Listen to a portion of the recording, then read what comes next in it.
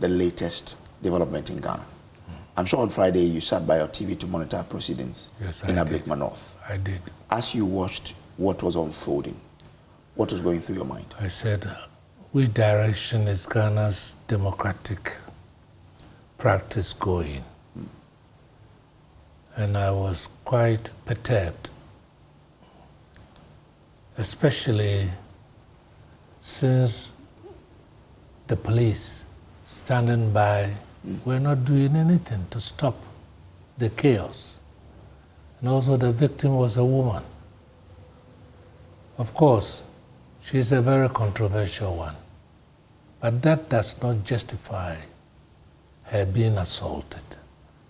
I don't know what she did to provoke the onslaught of that incident.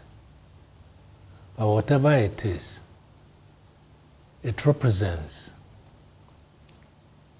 a historical phase that appears to be persistent.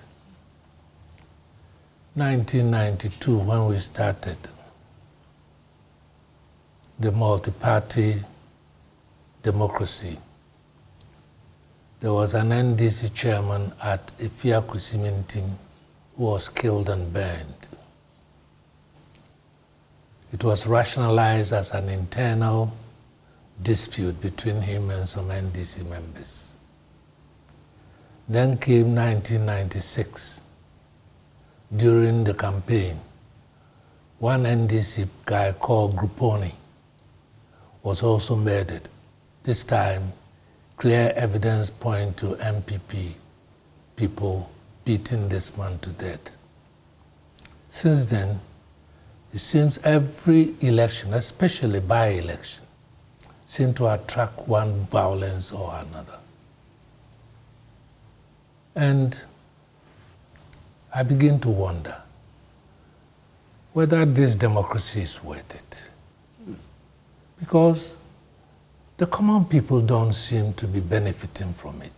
And yet, they are the active participants in political violence. And such violence creates a culture of lawlessness. But you see, lawlessness seems to be the characteristic feature of Ghanaian society. There's hardly any facet of our country's endeavor and behavior that is not characterized by lawlessness.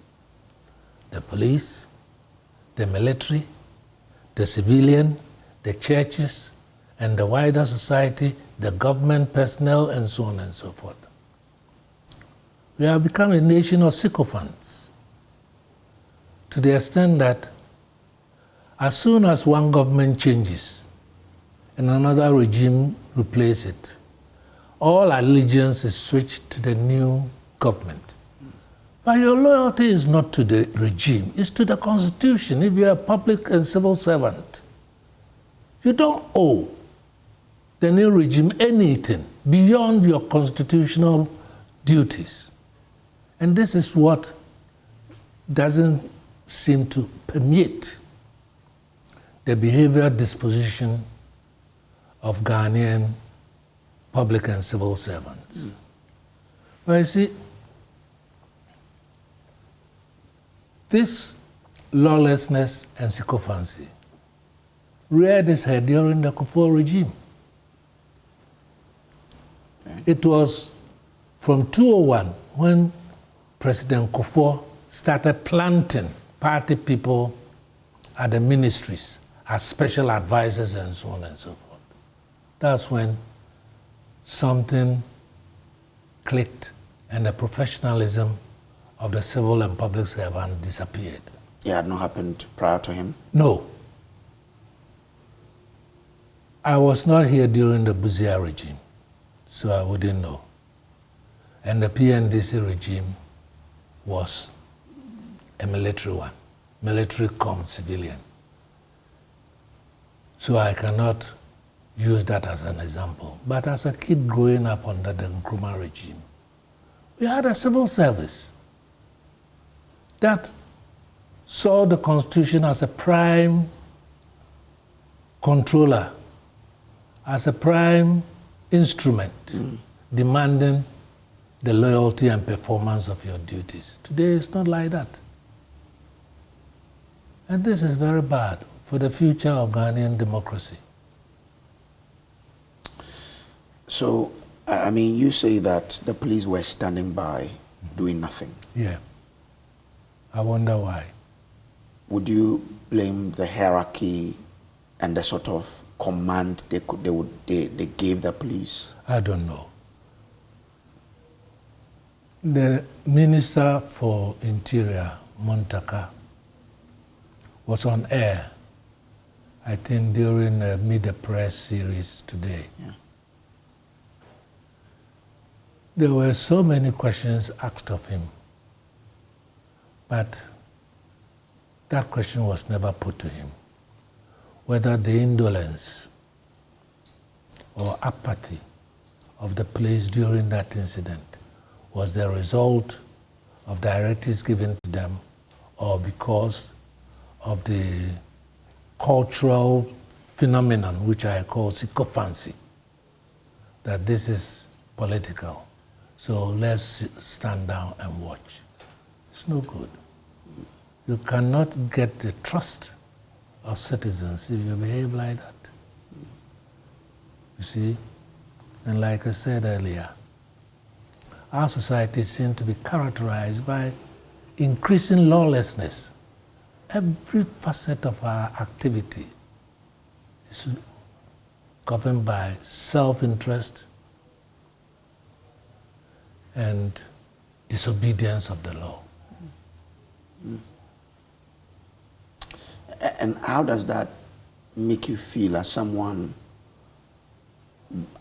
who believed so much in the democracy? As I'm sure when we started in 1992 and we were going to be ushered into the Fourth Republic, you had a certain trust and belief that Ghana will work. But looking at what is happening, do you still hold on to those beliefs you started out in 1992? It's not belief, expectations, okay, and my desire that we will open a new light of democracy. But we seem to have defined the democracy in such limited terms that it finds expression in only successive elections. Beyond that, what else? Do the common people reap benefits from the democracy? What has happened is the creation of a privileged political class and their cohorts. And they keep changing, musical chairs.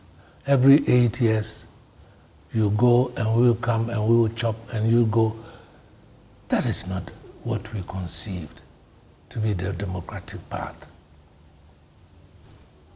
I recall during the Consultative Assembly when we started, every member was allowed to make a statement.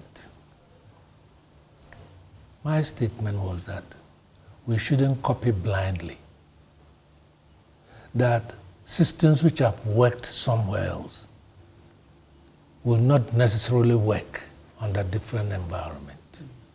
Development is not a linear thing, that every stage should be traveled by every country.